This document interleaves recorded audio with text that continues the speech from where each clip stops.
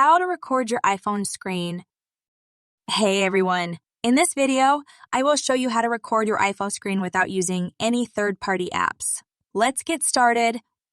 First, tap on the settings icon on your iPhone's home screen. Then, go to the Control Center and select Customize Controls.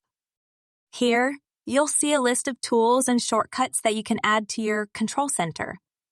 Find Screen Recording in the list and tap on the plus sign next to it to add it to your controls.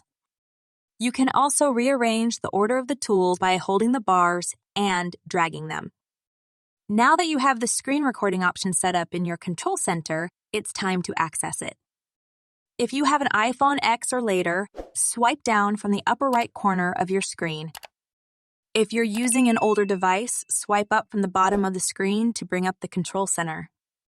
When you're ready to record your screen, simply tap on the record button in the Control Center. Your iPhone will begin recording everything that happens on your screen.